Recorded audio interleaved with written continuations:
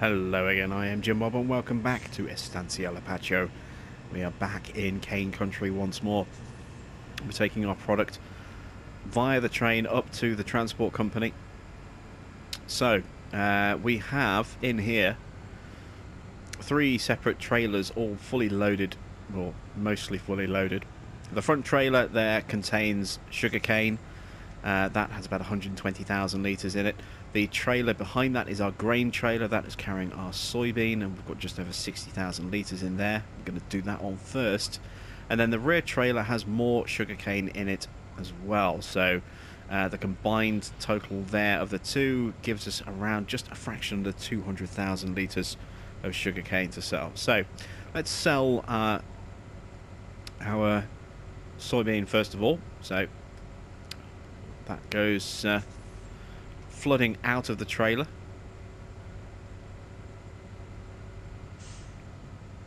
And we have made $113,183 from 60,000 litres of soybean. That's really good. Really pleased with that.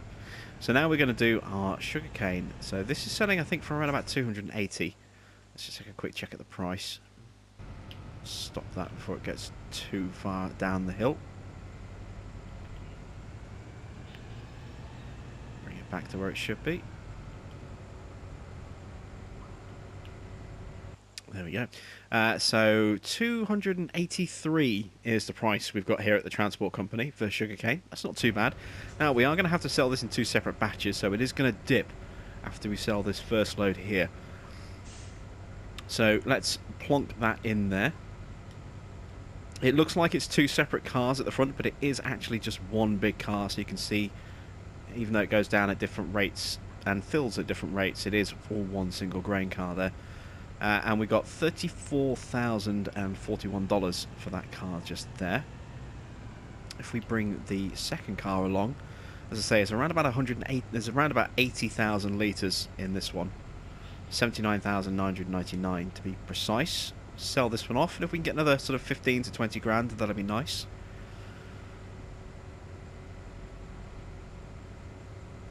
$20,885. That's pretty good. So 200,000 litres of sugarcane there has netted us around about sort of $55,000. That's not great, but it's not bad.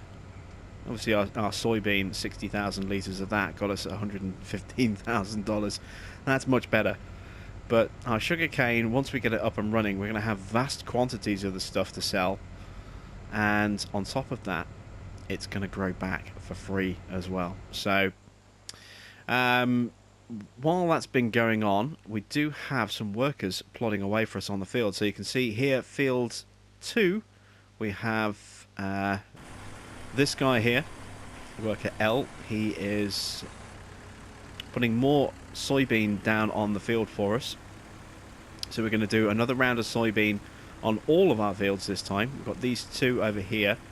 So field 2, when this one's done, field 1. And then our other worker is currently ripping up that sugar cane and planting down oilseed radish. So he's going to clean that field off for us, remove the plough state on it, and also give us a fertilizer stage as well with these radishes once they are done. So this is going to be lagging a little bit behind the other 2 fields. They're obviously going to grow in a little bit quicker, but this means that we'll have something to do once we've finished sort of staggering the other 2 fields.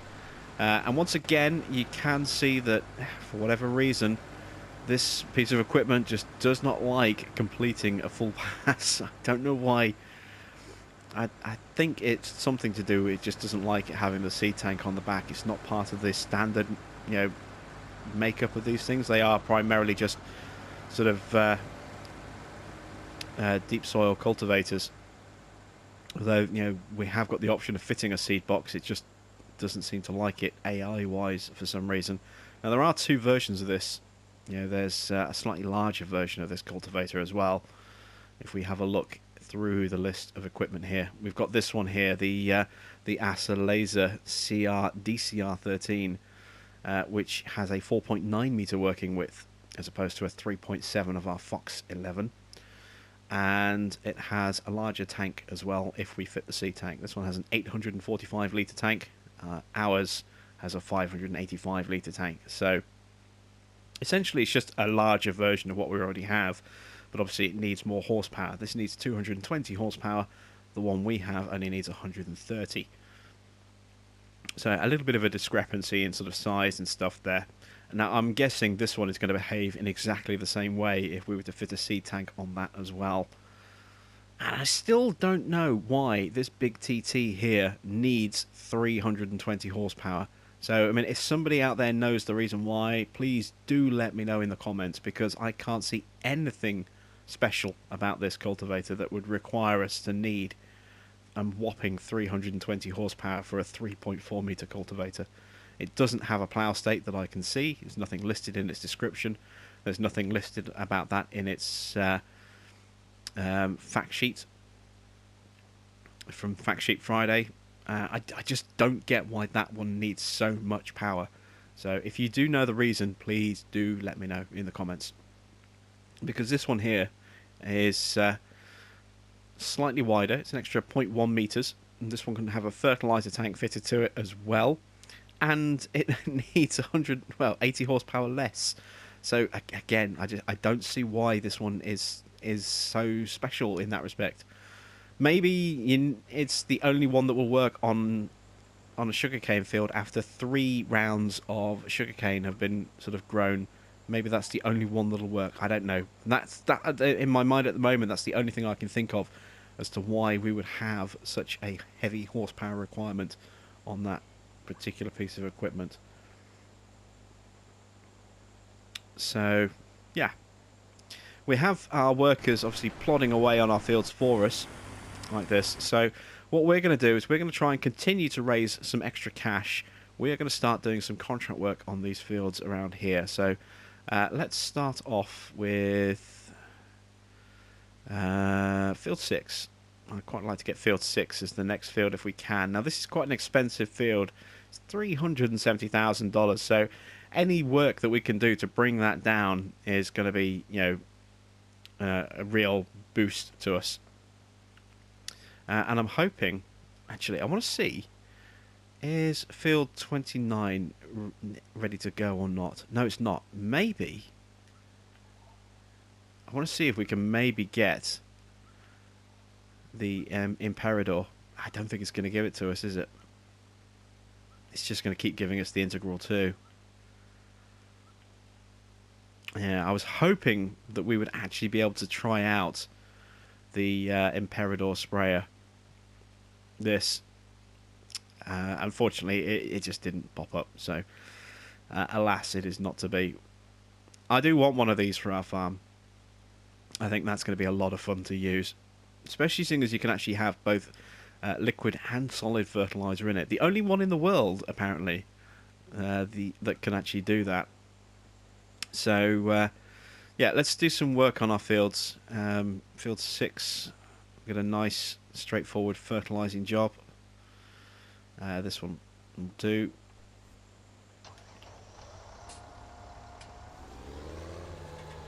It's given us standard tyres, so I'm guessing crop destruction is not going to be an issue.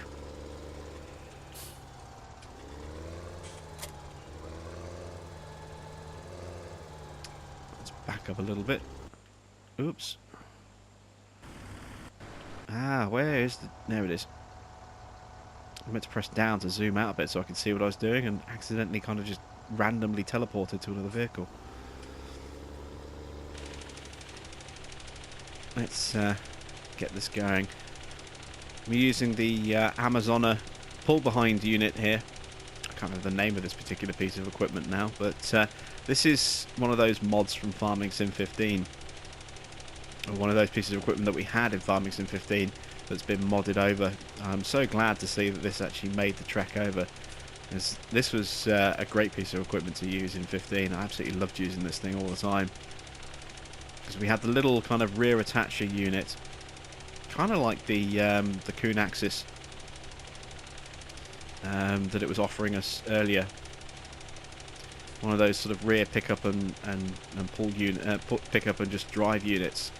Whereas this was like the Big Brother version of it, you know, much larger tank, much larger capacity. Because both units were from Amazona in 15, if I remember rightly. The small one and this one.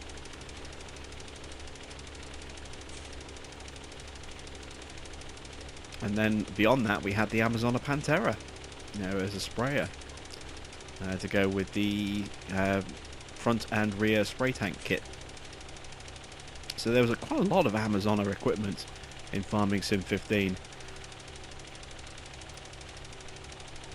There was the spraying stuff, there was the fertilising stuff, we had the plough. I'm trying to think what else we had. I'm sure there was more than that as well.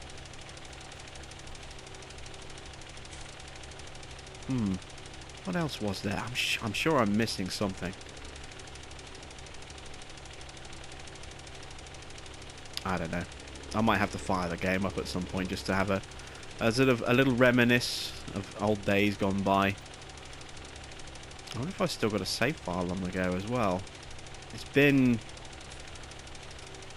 Ooh. It's been a while since I fired up Farming Sim 15. It's been well over a year. I mean, obviously we've had this for just over a year now, but I haven't played Farming Sim 15 since, I think, September. I had a quick brief dally in September of last year.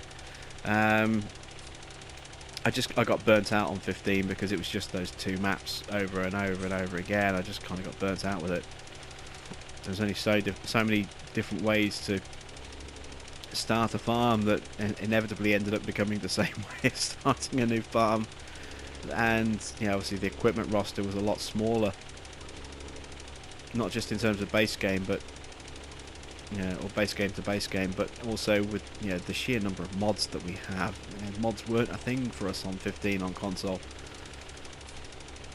So the amount of choice that we have now, you can approach one map in so many different ways now, with so many different types of equipment, and even different tractors as well. You know, there's much more choice this time round, and a much bigger selection of maps. I mean, I would have, if this was like Farming Sim 15 and we had no mods, I'd have torn my hair out with this game a long time ago. Just out of frustration of just being overly repetitive. But we have so much choice now as a console user when it comes to playing this game in comparison to the last time out, and even that is just a drop in the ocean to the choice that PC players have, with the sort of unrestricted kind of access to mods that they have. Being able to get in the big brands that everybody keeps asking about, Class and John Deere, and Ford is the one that's really popular in the groups at the moment. Everyone keeps asking if the Ford pack's going to come to console. It won't. Again, it's the same reason we won't get John Deere, same reason we don't have Class. It's a licensing thing. That's why we can't have the Ford pack. But ever since MattXJS's Ford pack went live, it's just popped up all over the place. Everyone's been wanting them, and of course we can't have them.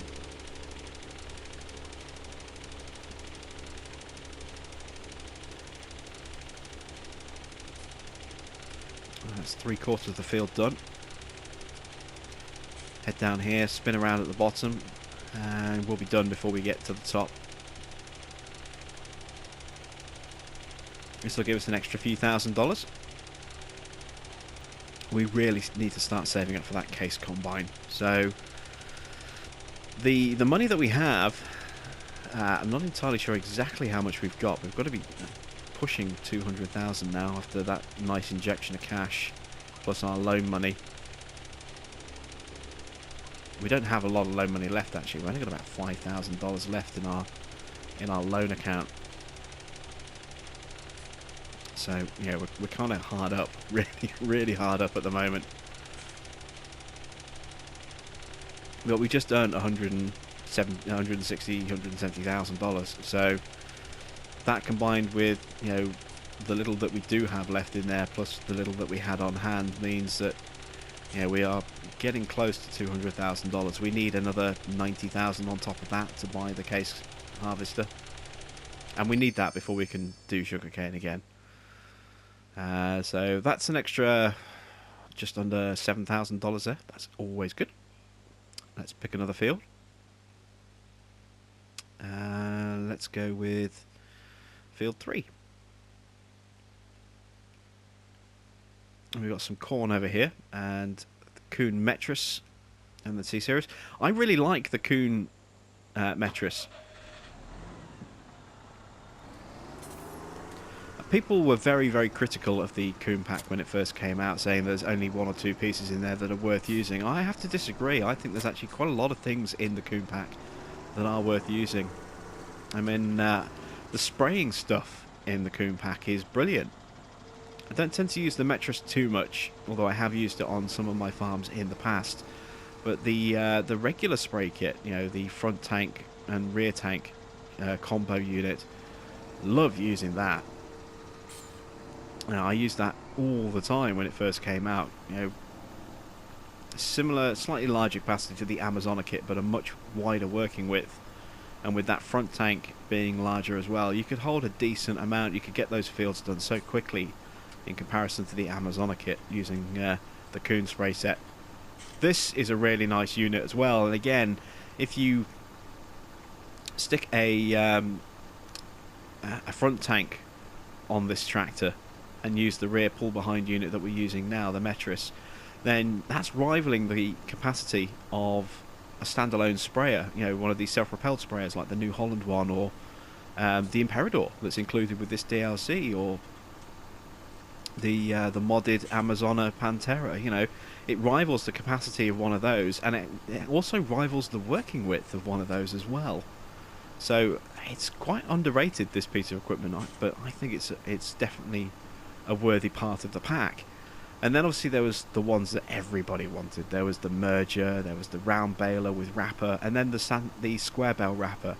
Everybody went nuts for those, and rightly so, because they're all fantastic pieces of equipment. Again, maybe slightly less enthusiasm from the PC guys than the console guys, but I mean, I don't think Giants are ever going to be able to put out a DLC that the PC guys will just unanimously say is great. I really don't. They have so much choice in terms of stuff that they can have, in both in terms of maps and vehicles and equipment, and, you know, add-ons as well, like seasons. You know, so many people rave about seasons. I would love to be able to try that. Just don't have a PC, let alone one that's going to be good enough to be able to run the game with seasons. And then you've got, you know, the big, you know, plug-in mods like Courseplay and Follow Me and GPS, and, you know, all these, you know, extension mods that, you know, would be great to have as part of the base game. I'd love to see some things like that make their way over to console, but I can't see it happening unless Giants actually build them and incorporate them into the game, or Giants work with a modder and pay them a nice little royalty commission to put them into the game.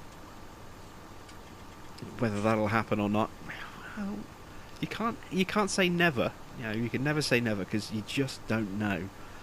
But I think the chances are probably unlikely. But yeah, that would be fantastic if we could get just some of those, you know, some type of functionality like that included in the game. That would make a huge amount of difference. It really would. So when you take all of those factors, you know, into consideration, it's not surprising that people on PC have been, you know, quite openly critical of this DLC, because, I mean, how is this going to stack up? You know, this is content that has to appeal to, you know, base game players. And that doesn't just mean, you know, console players. That means, you know, people who just play the base game, people who don't tend to play about with mods. So we're probably talking kids, you know, or people who don't have the power in their system to be able to run the really, really high-end mods. You know, this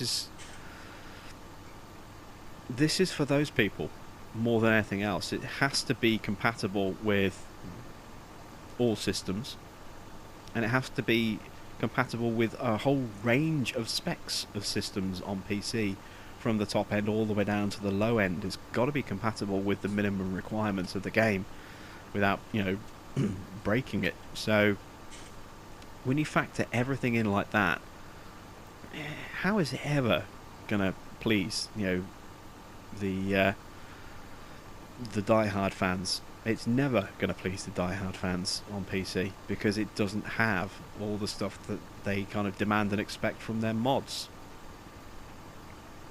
And that's just the way it's going to be. I can't see a time, anytime soon, that Giants are going to be able to please the die-hard audience with a DLC pack. Console guys are a lot easier to please, because we have so little stuff by comparison. We have access to so little stuff by comparison. Let's see, what have we got here? The Massey and the Jockey. That'll give us 15 grand plus change, plus time bonus. So we could be looking at around 20 grand for this. Yeah, I think we'll do this. I wonder what we're going to be planting. If you're a betting man, place bets now. You're about to find out what we're going to be planting. And this is a great little mod, actually, this jockey. I do like this. We're doing canola. This is from Arm Team, this particular mod. And I have to say, it's one of my favourite modded seeders that's available to the console market. Really nice little model. Works really, really well. It's not the highest detail in terms of resolution, but it's pretty solid. I mean, there's nothing really horrendous about this. You know, there's no glaringly bad, you know, texture spots on it at all. Obviously, it's not of the same quality visually as some of the in-game stuff from Giants, but it's still a very good-looking mod. Functionally, it works really, really well, and I love that little roll feature. It's so simple, a little feature, but I just love that little roll feature. Watching the little handle crank just spin as it opens and closes. And so, you know, price-wise and size-wise and functionality-wise, this is just, you know, a great little 6-meter seeder. I absolutely love this thing, and I have used this, you know, quite a lot. I am seriously considering using this in Deutz Farm, actually, you know, as the series progresses. But for now, I'm going to be going with a Lemken seeder with a smaller capacity tank. May possibly, you know, use this on that farm in the future, but use this seeder on that farm in the future. But it's got a good sized capacity tank, as you can see, 2,800 litres.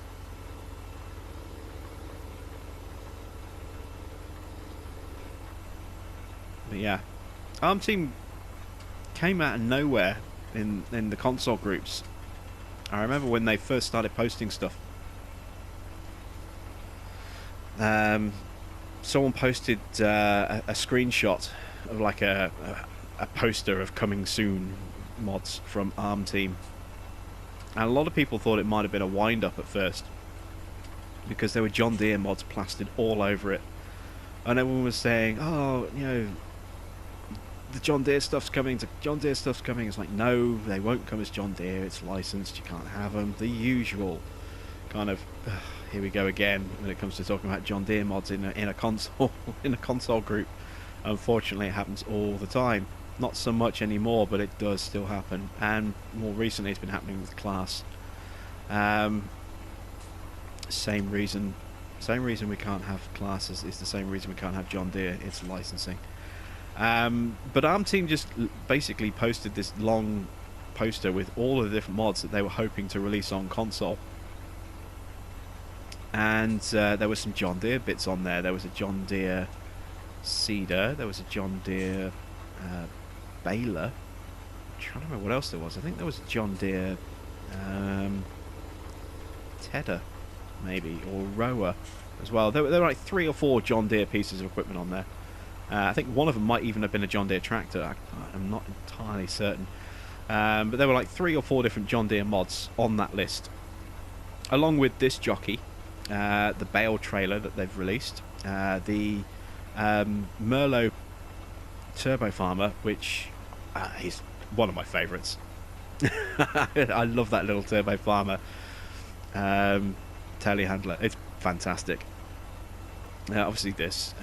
What else have they released? There's been so much stuff. Oh, the Krona baler, the big pack baler. They released that, and I love that, but I don't approve of the fact that it only costs 12,000 to buy it. It's a little cheeky to make it so cheap. When a brand new square baler from Kuhn or New Holland costs you $130,000, and then you pay $12,000 for a brand new Krona big pack, that's just too cheap. I'm sorry, but that is too cheap. That needed to be higher. What else have they released? I think they've done some trailers as well. I think they did the did they do the Marshall trailers? Or was it the Stewart trailers? It might have been the Stewart trailers. I think it was the Stewart trailers. They did some blue trailers, and I think they've done the West trailers as well, actually. I think they're from ARM Team as well. So they've done a whole series of mods now for console. Some of the stuff that wasn't on their original list. That John Deere stuff that everyone said, oh, but it's just being rebranded as Lizard, it's coming. You'll see, I guarantee it, it's definitely coming. Not one single piece came. I knew it wouldn't. Kept saying, just because you rebrand it Lizard doesn't mean it's going to pass.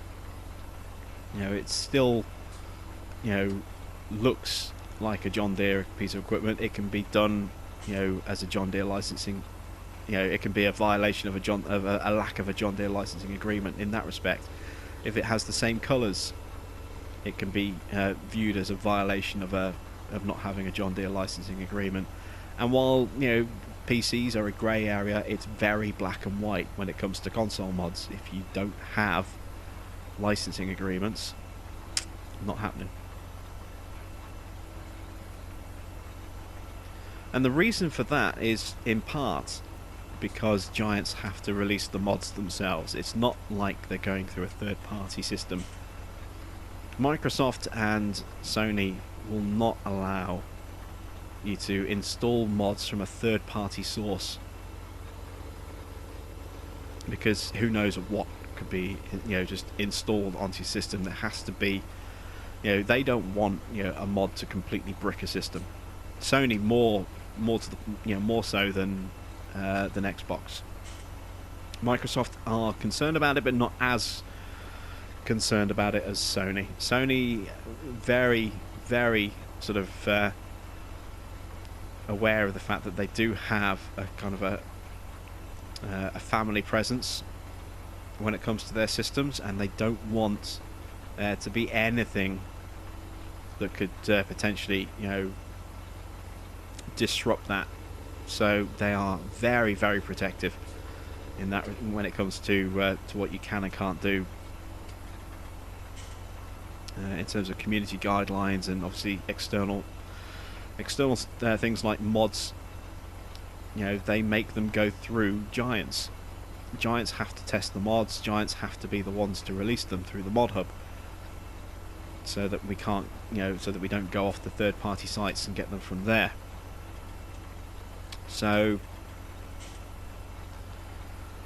as a result of that, Giants effectively are a lot more responsible for the content that is, the mod content that goes out for their game when it comes to the console editions. I mean, if somebody doesn't like Giants mod requirements on PC, they're under no obligation to release it on Mod Hub. They can release it on a third-party mod site like FS17 or at their own private site, or a MediaFire file, or whatever, a Dropbox account, anything, basically. Of course, you go to a completely unproven link like that, and you're just asking for viruses. I'm not saying you're going to get them, but it's just an open invitation. If you can't trust the source impeccably, and even trusted sources, you're still going to get some dodgy stuff pop up from time to time. But if you don't really know the source very well, if it's just a random MediaFire link or a Dropbox link, unless you trust that the account holder of that link impeccably, you just don't know what you're getting.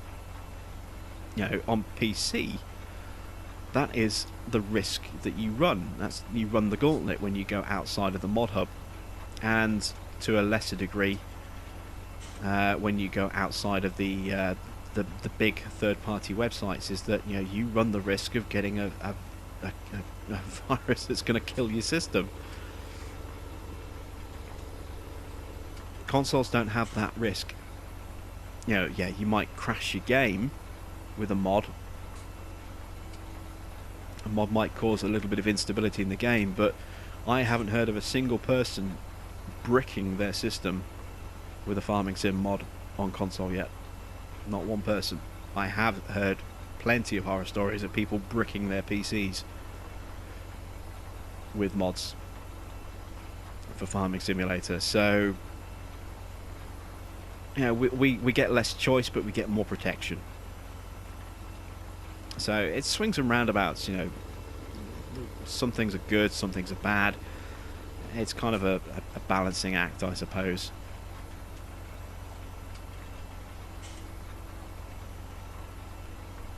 How are our workers getting on while we're running up and down this field?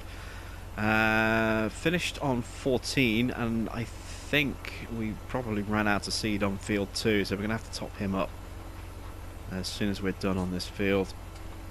But yeah, field 14's finished. That's good. So once that has grown radish, we can then get some, get that cultivated and get some soybean into that field as well. Like I say, that was going to be a little bit behind our other two fields, but that's fine. I'm more than happy to keep them slightly staggered like that.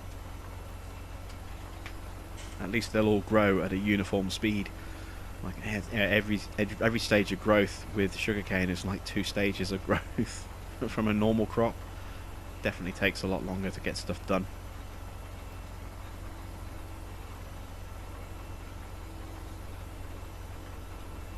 Actually, you can see our seeder there, look, just parked up. Didn't quite make it to the end of the row. He's definitely just ran out of seed in his tank. We don't have that much seed left either back at the farm. We've used up, I think, the last of the pallets. So all that we have left now are those 2 big grab bags that we had left. The ones that are kind of tucked away opposite the sprayer system that we have.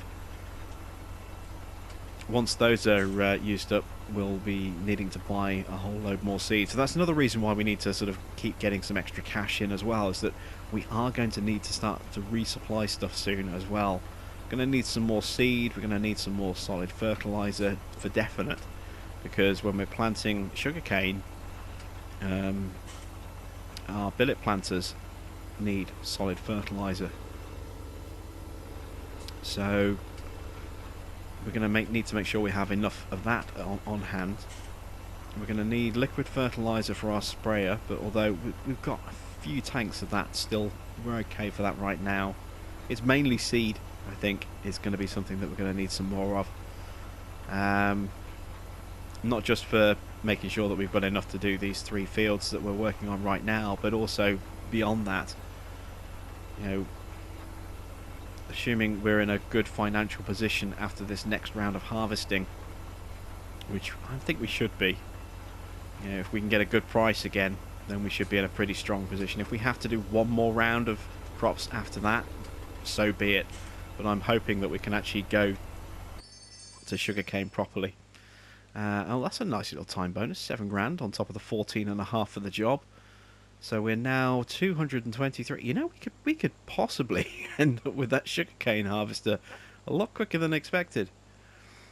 But for now, I'd rather just pay our debt down a little bit, because it is quite high. Let's get that at least down to sort of 150. That leaves us, what, 78.5? We can go lower than that. Let's get it down to 100. There we go.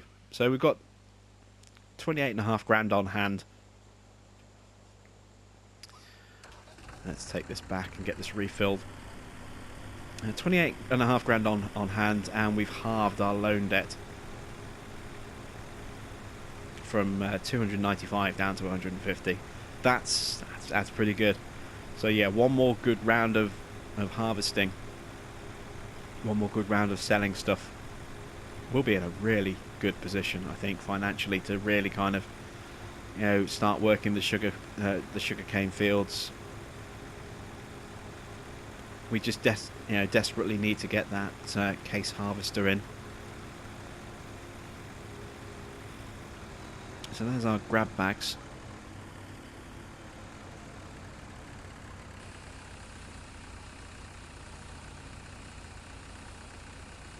Each one of those is, what, 800 litres of seed in there. So assuming that they were both full, we're down to our last, 1100 litres of seed now. We did have 1600 litres. I've just dumped 500 into this. So not a huge amount of seed left. It'll be enough to cover these two fields here, this field and that field, and probably a single round of planting on the other field as well. But beyond that, we are going to be kind of really scraping the bottom of the barrel when it comes to seeds, I think.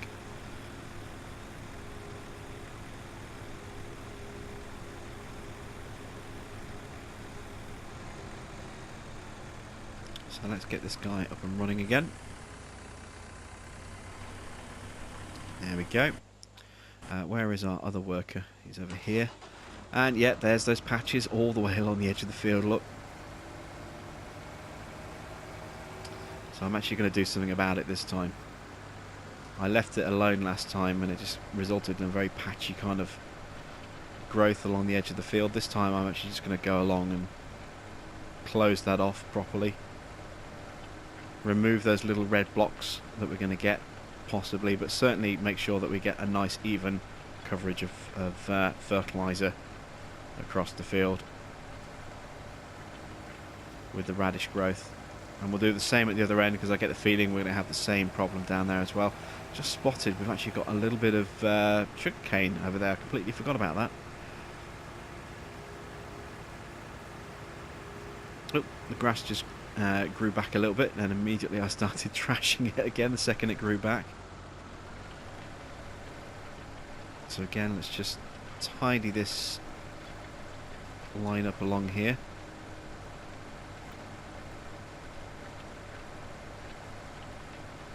Get rid of those patchy bits at the end of each of those sort of downward passes. There we go. Let's make our way back to the yard, get this cleaned and put away.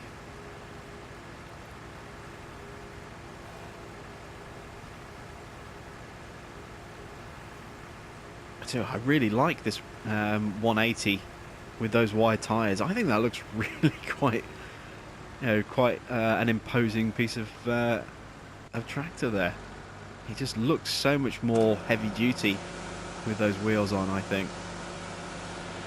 Obviously the extra grunt from the 180 engine is always going to help as well. Those rear wheels have really changed the look and feel of this little Star tractor here. They feel much bigger and more imposing than it really is.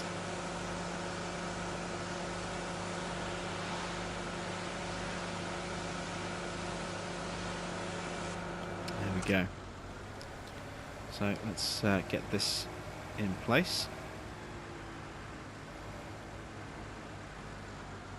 Those front headlights don't have to look, weedy for a tractor that looks so imposing from behind. They just kind of look like tiny little bug-eyed pinpricks for eyes. They just looks a little bit weird.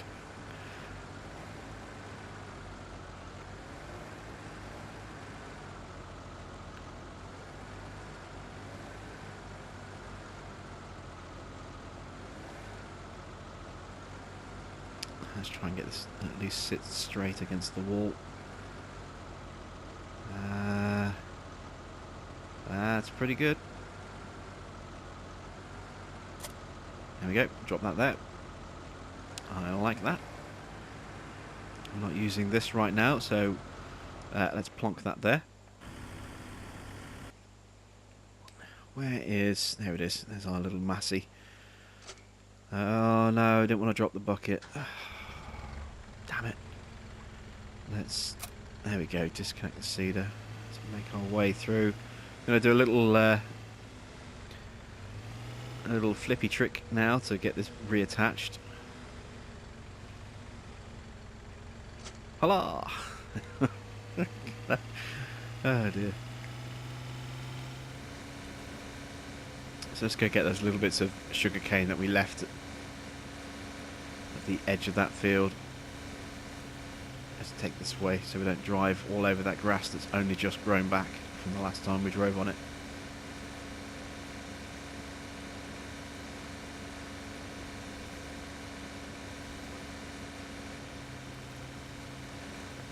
Pop out, around the corner, and there we go.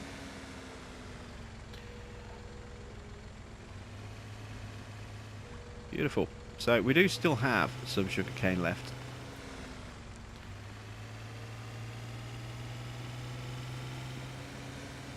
And this will just sit with that. It's only 142 litres. It's not a lot. I've actually got a little bit left in one of our trailers as well. I'll just tip it in with that trailer for now.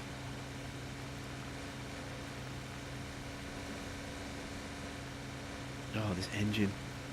It's quite noisy.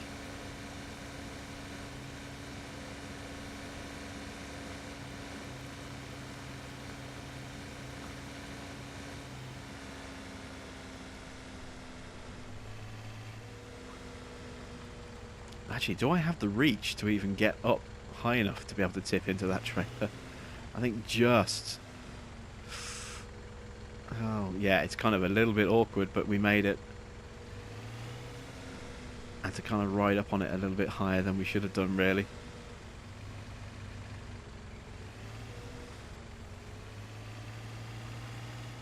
There we go, let's just leave that there for now. So, yeah, this is going to have to change because it just doesn't work the way it should do. We go in here. I've put the conveyor belt in here, as you can see. The problem we have is that it just segments. So even though there's no connecting wall here, it still segments this into two separate compartments. It was a great concept of having this as our storage, but it just didn't work. I mean, again, look, see, boom, there's just the separation.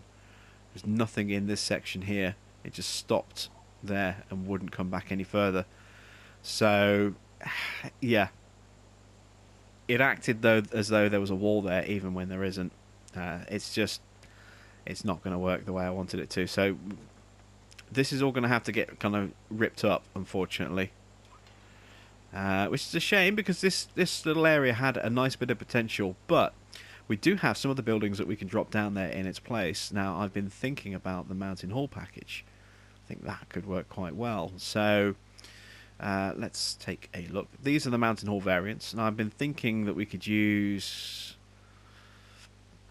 Wow, there's a couple of ones we could use here. We're not going to use the middle one because it has a door on the long sides, on opposite sides that way.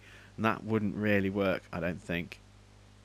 Unless we had a big pile to the left of the door and then a big pile to the right of the door and then nothing in the middle. That actually might work. Okay, so that one's back in contention.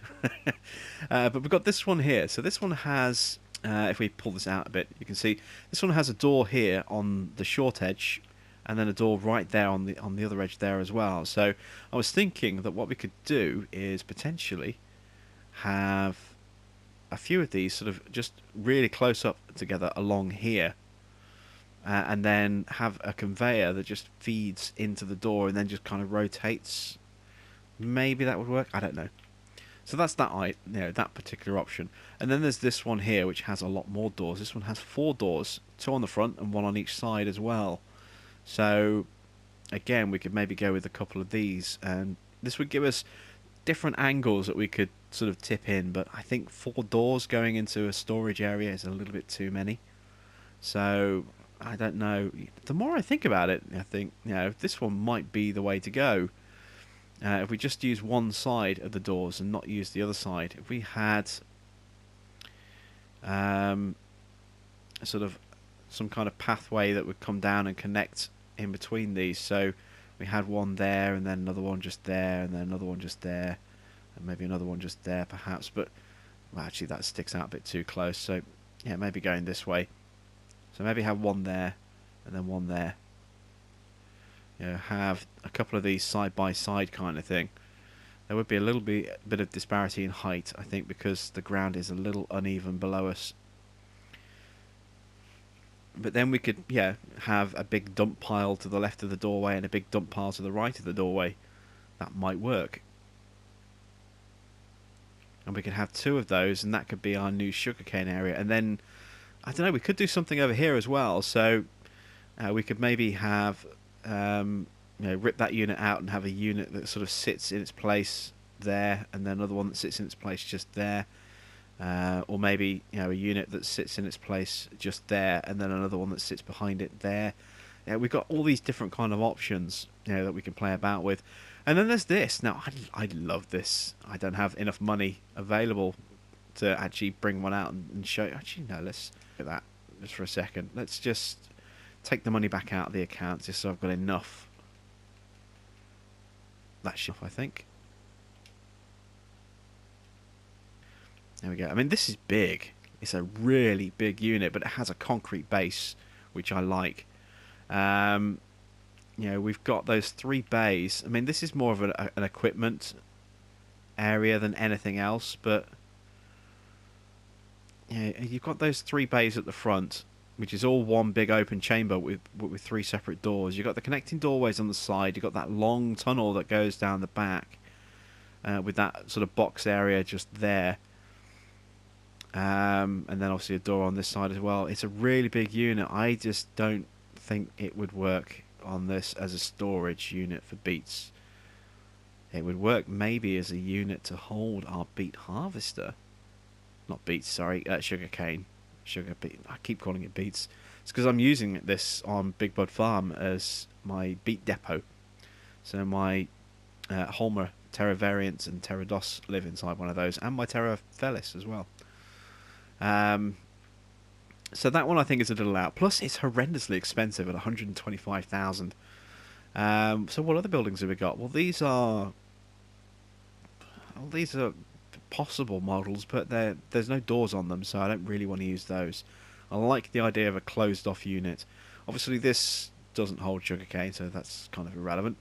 I don't like these storage buildings here, and apparently the tip collisions on those are terrible as well. These are the brand new sheds that recently went live, and I like these, but again they're open-sided, so that rules them out instantly. And I think that's pretty much it. I don't think there's any other buildings, so it's pretty much, I think, going to be a mountain hall shed. There's not really another option that I like with doors. But we can't use this, unfortunately. We can't use slow haul. Again, there was no wall here initially when I started dumping. Well, there was on that side, but not on that side. But you can see, even if I took the wall away and then tried dumping here, it would still continue to build with that pile and that separation between the different compartments. Because it's a segmented building, these segments are all completely independent of each other when it comes to actually storing, you know, anything in here with tip collisions. So it's great that it has good tip collisions. It's just, you know, a little bit disappointing that, you know, when you have no barrier like this, that it still has that barrier there effectively. So yeah, this isn't going to work. So we are going to rip it up. We're going to replace it with something else. Not quite sure which one I'm going to do yet or how I'm going to lay it out. I will have a good think about that.